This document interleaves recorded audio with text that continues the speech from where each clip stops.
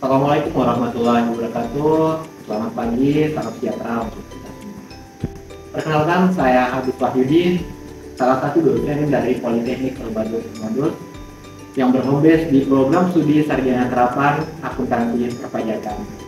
Dalam dunia pengajaran, saat ini saya mengampu salah satu mata kuliah di program studi Sarjana Terapan Akuntansi Perpajakan, yakni Akuntansi Sektor Publik, dengan jumlah bobot SKS sebanyak 3 SKS. Mata kuliah akuntansi sektor publik ini merupakan integrasi dan praktik berbagai aspek utama dalam akuntansi, khususnya pada sektor publik, baik pemerintah maupun non-pemerintah.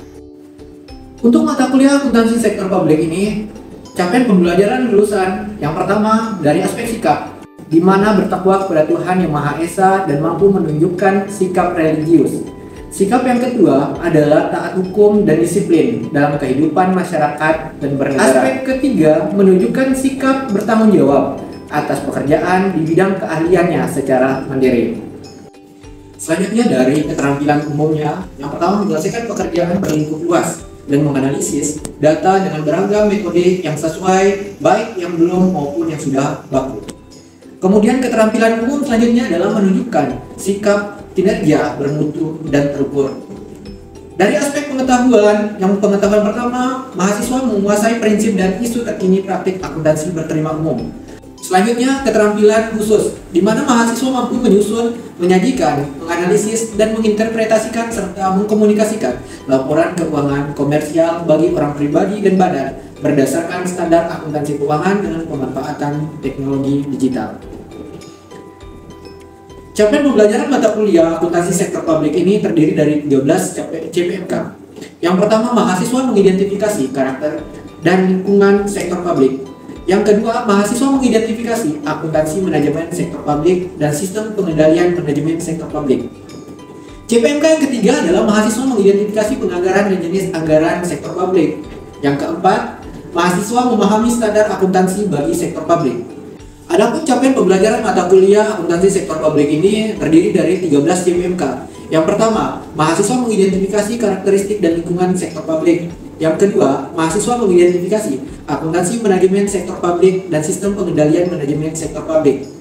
Yang ketiga adalah mengidentifikasi penganggaran dan jenis-jenis anggaran sektor publik. Yang keempat, mahasiswa memahami standar akuntansi bagi sektor publik.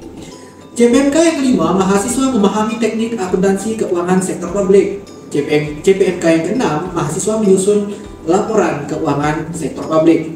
Selanjutnya untuk CPMK yang ketujuh, mahasiswa menganalisis investasi publik.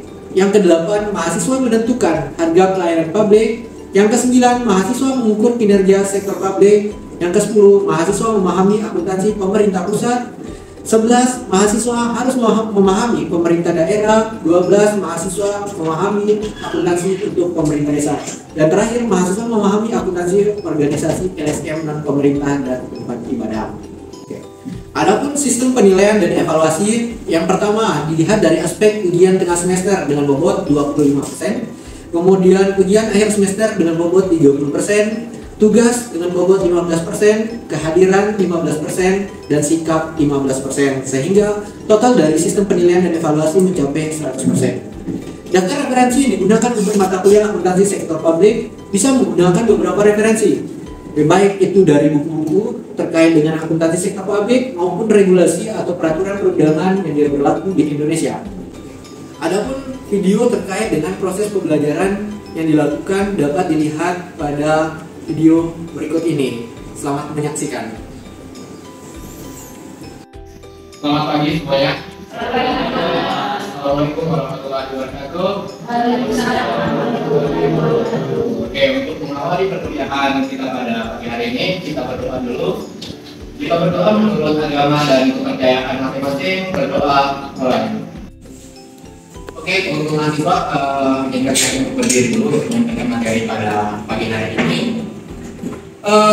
Pada hari ini atau minggu ini adalah minggu ke-10 yaitu pertemuan kita untuk mata kuliah akuntansi sektor publik, di mana materi kali ini terkait dengan pengukuran kinerja sektor publik. Nah, tapi saya punya note nih untuk teman-teman. Dalam hal ini ketika atau jika kamu tidak tahan terhadap penatnya belajar, maka kamu akan menanggung bahayanya kebodohan. Itu dari Imam Syafi'i. Jadi teman-teman, saya harapkan untuk meningkatkan kapasitasnya ketika mau belajar. Oke, kita kembali ke materi pada pagi hari ini terkait dengan kinerja pengukuran kinerja sektor publik. Pada pagi hari ini terkait dengan pengukuran kinerja sektor publik itu ada 5 materi. Yang pertama kita akan bahas terkait dengan apa sih kinerja itu. Nah, yang kedua terkait dengan pengukuran kinerja sektor publik itu seperti apa. Nah, kita sudah mengukur. Kemudian yang ketiga, informasi yang digunakan dalam pengukurannya itu seperti apa. Nah, yang keempat nanti kita akan menentukan indikator kinerja. Dan yang terakhir, salah satu metode atau tahapan dalam pengukuran kinerja salah satunya menggunakan definisi normal. Oke. Kita mulai saja dari materi pertama kita terkait dengan kinerja. Mungkin bahasa kinerja ini tidak asing bagi teman-teman. Itu contohnya saja ketika di akhir semester pasti akan ada ujian, entah itu ujian akhir semester atau mungkin UTS. Nah, itu UTS pasti itu adalah untuk mengukur kemampuan dari teman-teman. Itu begitu juga dengan kinerja. Ketika teman-teman nanti ketika sudah bekerja, itu harus memiliki pengukuran dari teman-teman ketika bekerja. Novita Sari pada tahun 2020 menjelaskan bahwa kinerja itu merupakan proses menilai kemajuan pencapaian tujuan dan sasaran yang telah ditetapkan oleh organisasi. Hal itu berguna untuk mendukung pencapaian misi organisasi, termasuk menilai efisiensi dan efektivitas dari aktivitas organisasi. Nah, berarti dalam hal ini kita tahu bahwa kinerja tersebut merupakan adalah tahapan proses penilaian untuk mencapai sebuah tujuan, misi atau misi dari sebuah organisasi. Hal ini juga didukung dengan adanya pernyataan dari Pak Mardianto 2018 pada bukunya terkait dengan akuntansi sektor publik. Pengukuran kinerja yang andal atau reliable merupakan salah satu faktor kunci suksesnya organisasi. Oke, berarti sudah ada bayangan nih teman-teman nih kinerja. Oke. Dari definisi kedua hal ini, dari definisi dari Novita Sari, dapat disimpulkan nggak kira-kira dari teman-teman ada yang mau memberikan tanggapan? Oke, silakan. Boleh. Berarti dari kedua pendapat Pak ahli itu kita disimpulkan bahwa kinerja merupakan proses penilaian kemajuan untuk mencapai tujuan dan sasaran yang telah ditetapkan organisasi yang nantinya dapat menjadi salah satu faktor kunci suksesnya suatu organisasi. Benar. Gitu. Ketika teman-teman sudah mencapai tujuannya diukur dengan adanya suatu pengukuran kinerjanya, maka visi misi dari sebuah organisasi itu dapat berjalan. Hal ini yang telah ditentukan dari aktivitas organisasi. Oke. Selanjutnya pengukuran kinerja sektor publik. Yang pertama itu adalah bertujuan untuk membantu siapa? Jadi kita harus tahu siapa yang akan kita ukur, siapa yang tujuannya untuk mengukur itu. Membantu manajer publik menilai pencapaian suatu strategi. Nah, hubungannya dengan strategi apa? Kok bisa? Gitu. Nah, pengukuran ini ditujukan untuk menilai apakah yang sudah diplanningkan, direncanakan itu telah sesuai atau belum. Kemudian pencapaian suatu strategi melalui alat ukur finansial dan non finansial. Beda nggak finansial dengan non finansial? Ada yang bisa beri tanggapan? Kira-kira bedanya apa? Oke. Kalau kita berbicara terkait finansial biasanya pasti dengan uang. Benar. Kalau pada sektor publik kita akan berbicara terkait dengan pendapatan. Nah, kemudian ada apa lagi? Belanja. Kita harus mengukur kira-kira pendapatan kita dengan apa yang kita karyakan sesuai atau tidak. Gitu. Kira-kira belanja kita itu sesuai nggak dengan apa yang kita rencanakan?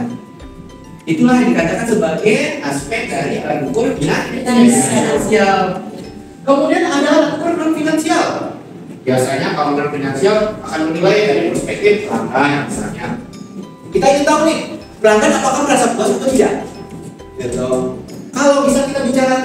publik contohnya memberikan pelayanan kepada masyarakat, misalnya kalau kita ke rumah sakit, gitu. Teman-teman bisa nggak menyalurkan aspirasinya bahwa rumah sakit itu bagus? Bisa, gitu. Makanya biasanya tetap ada form kuesioner yang akan diberikan. Gitu. Itulah dasar untuk menilai suatu kinerja.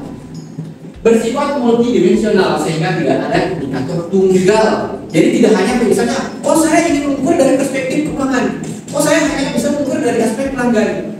Padahal dimensional itu berarti dari berbagai banyak aspek, gitu.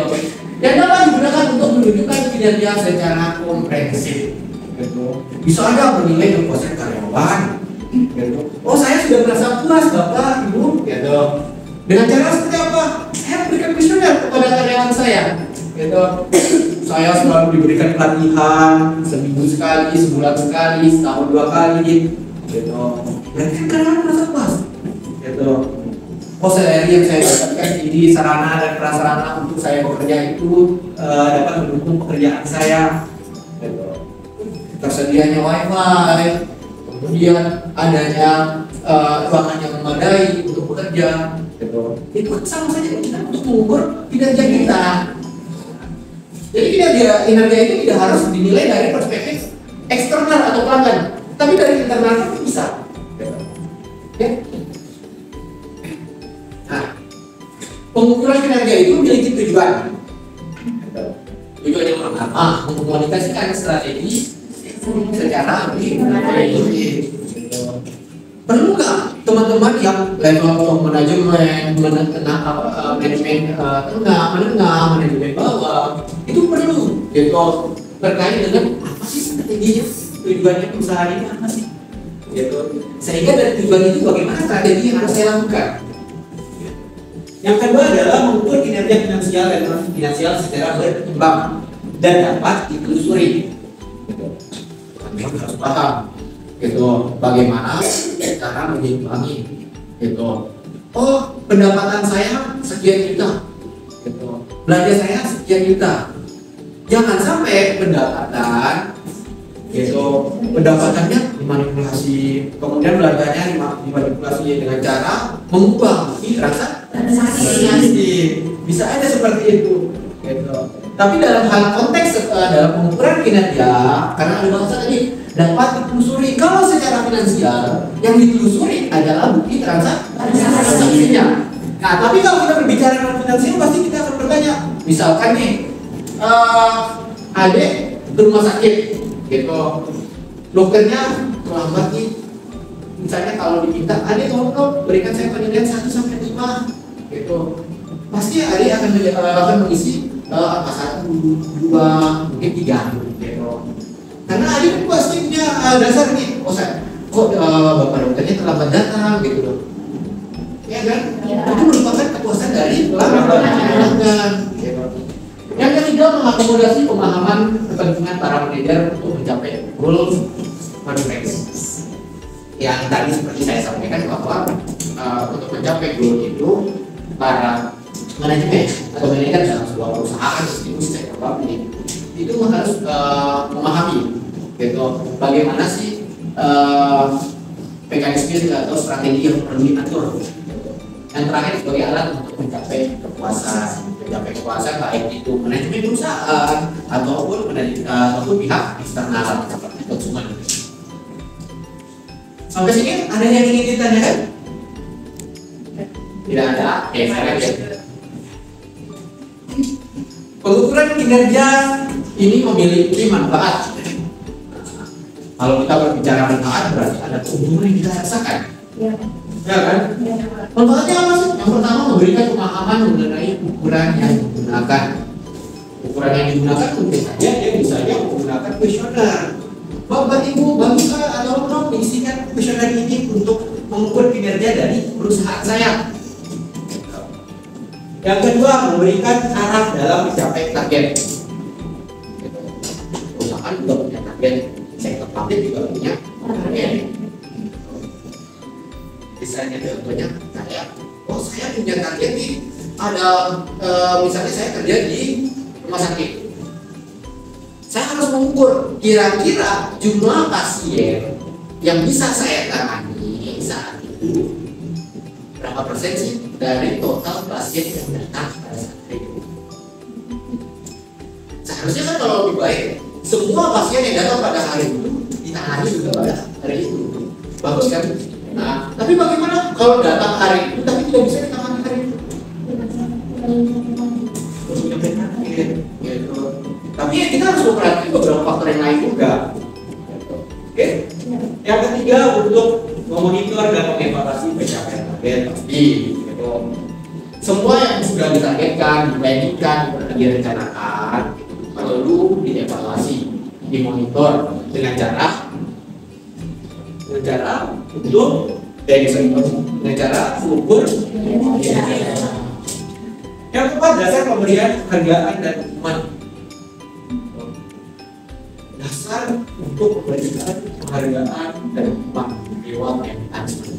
Di mana untuk dalam hal ini biasanya kalau pada sektor publik tidak hanya berbicara penghargaan, tidak hanya dalam bentuk material. Oke, material pun itu merupakan penghargaan. Misalkan nih ada karyawan teladan yang taat masuk sebelum jam kerja atau pas jam kerja, tidak datang setelah jam kerja ditentukan, diberikanlah penghargaan. Atau misalkan pelanggan merasa puas dengan pelayanan yang diberikan oleh institusi A. Yang kelima, sebagai alat komunikasi. Nah, kinerja ini sebagai alat komunikasi. Komunikasinya baik kepada untuk manajemen perusahaan ataupun untuk eksternal. Selanjutnya, identifikasi kepuasan pelanggan untuk menilai kira-kira pelanggan itu merasa puas atau tidak. Selanjutnya, memahami proses kegiatan instansi. Nah, di mana dalam hal ini proses kegiatan instansi ini tidak hanya berbicara terkait dengan oke, kamu hanya bekerja plot A sampai B, selesai. Tapi pemikirannya hanya aku. Tapi seharusnya ketika kita memahami proses kegiatan instansi, alangkah baiknya memahami ke seluruh atau komprehensif. Terakhir, pengambilan keputusan. Nah, ada finansial dan finansial yang saya katakan tadi. Informasi yang digunakan untuk mengukur kinerja sektor publik ada dua, informasi finansial dan non finansial. Kalau kita berbicara terkait finansial, pasti kita akan berbicara terkait berapa pendapatan kita, berapa pengeluaran kita. Kita akan menghitung selisihnya biasanya.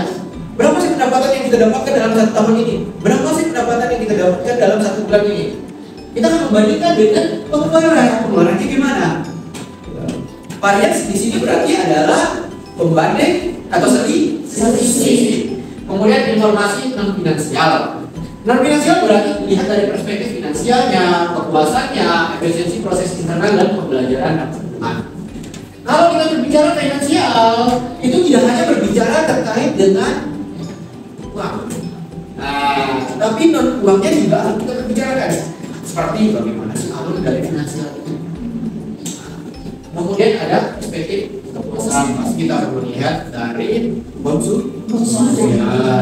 Efisiensi proses internal berarti hanya membahas terkait dengan internal perusahaan.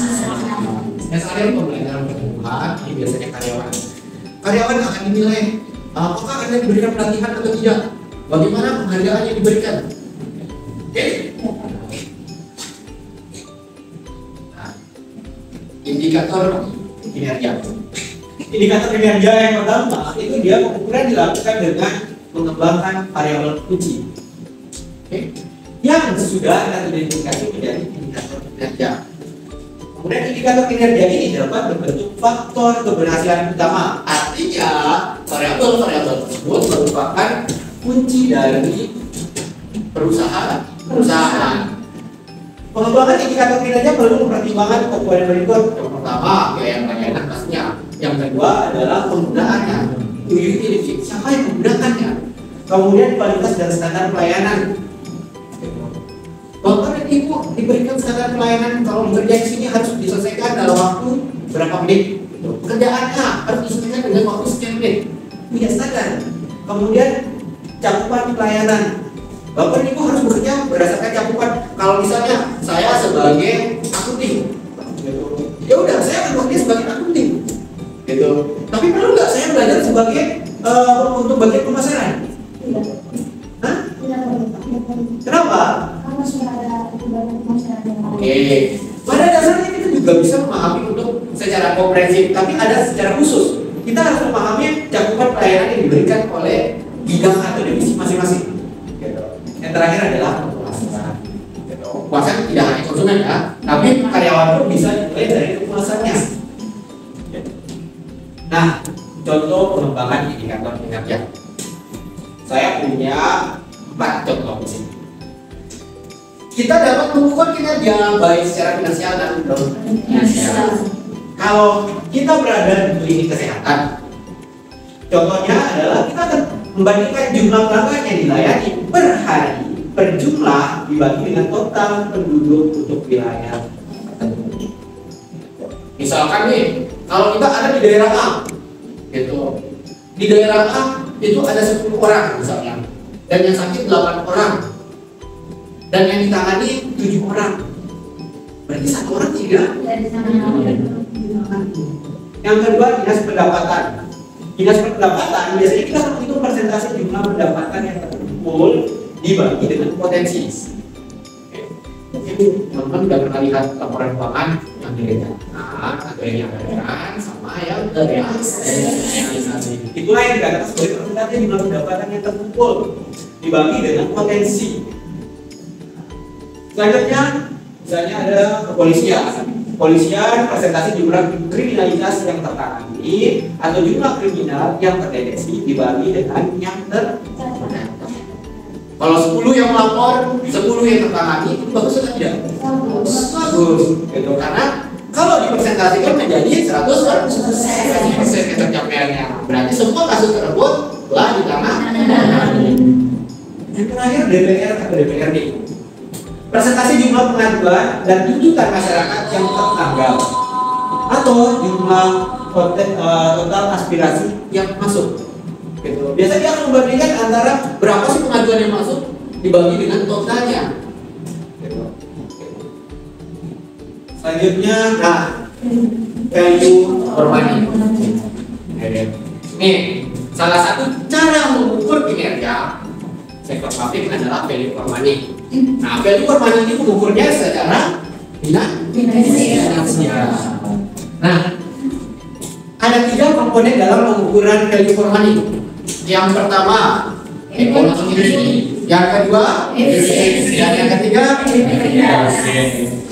ekonomi itu diukur dengan cara pembelian barang dan jasa dengan tingkat kualitas tertentu pada harga terbaik, bukan pada harga yang rendah kalau kualitasnya tidak baik. Oke. Yang kedua, efisiensi, di mana output tertentu dapat dicapai dengan sumber daya yang serendah-rendahnya. Dan terakhir, efektivitas, kontribusi output terhadap pencapaian tujuan dan sasaran yang telah ditetapkan. Nah, dalam hal ini value for money punya formulasi atau perhitungan tersendiri. Value for money berarti ada 3E, ekonomis, efisiensi, dan efektivitas. Kalau kita berbicara ekonomis berarti input masukan dibagi dengan input primer. Berapa sih kita beli? Kemudian kalau berbicara efisiensi, output gitu dibagi dengan input, artinya uang yang sudah kita pakai kita gunakan gitu, dibagi dengan apa yang direncanakan. Yang terakhir, efektivitas. Nah, kalau kita berbicara efektivitas berarti kita harus menilai outcome. Outcome-nya apa? Hasil, dampak dari suatu proses. Nah, untuk efektivitas ini kita harus menilai dampaknya dibagi dengan outputnya, keluarannya. Oke? Ada yang ingin ditanyakan terlebih dahulu sebelum saya lanjutkan? Boleh, silakan. Contohnya kalau misalkan di efektivitas kita diukur menggunakan efektivitas dan hasilnya apa? Ya sesuai yang didefinisi apa yang dilakukan. Oke, efektivitas kita akan menilai outcome dibagi dengan output. Nah, kalau misalkan kita outcome-nya 100, output-nya 100, itu 100 dibagi 100 sama dengan 1. Nah, bagus nggak? Efektif nggak kalau gitu? efektif. Kenapa? Outcome dan output itu seimbang. Bagaimana kalau misalnya outputnya tinggi tapi dampaknya kecil? Begitu kan? Bagus nggak seperti itu? Tidak bagus, tidak dikatakan sebagai tidak efektif. Kita ke quiz, teman-teman buka quiz. Oke, 3, 2, 1, silakan.